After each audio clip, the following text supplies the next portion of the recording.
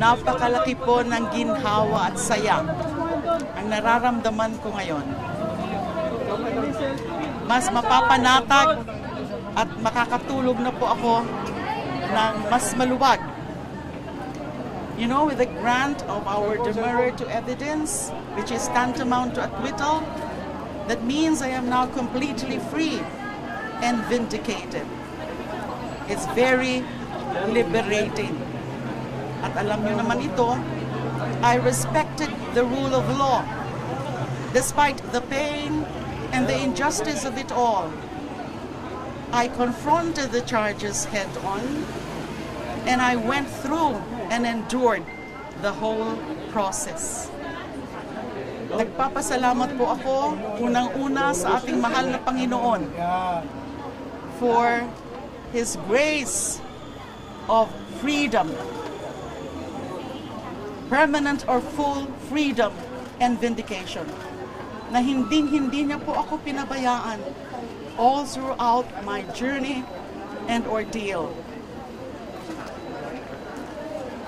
Salamat din po sa aking legal team for their hard work and their extraordinary commitment in defending me against these fabricated, spurious charges. Salamat din po kay Honorable Judge Henner Guito for his strong sense of justice and fairness. Napakalaki po o malaki po ang bahagi ng aking pagkamit ng hustisya ang makalaya ako ng lubusan.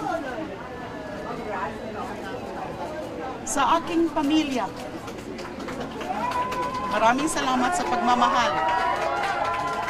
At sa inyong lahat na hindi bumitiw, for believing in me and in my innocence and in the causes that I've been fighting for. Maraming salamat. Sa taong bayan na tumutok sa mga kaso ko, salamat po. At sabay-sabay pa nating tutukan ang paniniguro na mababayaran ng mga abusado sa kapangyarihan at mga umalipusta sa mga karapatang pantao. At ito po ang message ko sa dating Pangulo, Ginoong Duterte. Kayo ngayon ang mananagot sa mga kasalanan niyo sa taong bayan. Isa lang po akong biktima.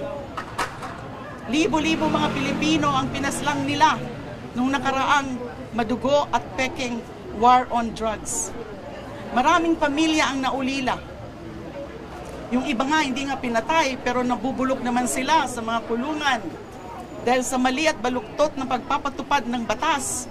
Isa po ako na nakadanas niyan na walang katuturang pagpapakulong. Sa mga sumusuporta po sa akin, huwag po kayong mawawala.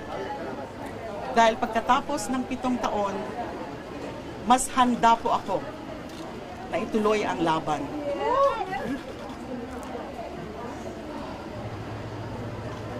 Let's pray together. Let's work together. Let's fight and win together. Tuloy ang laban.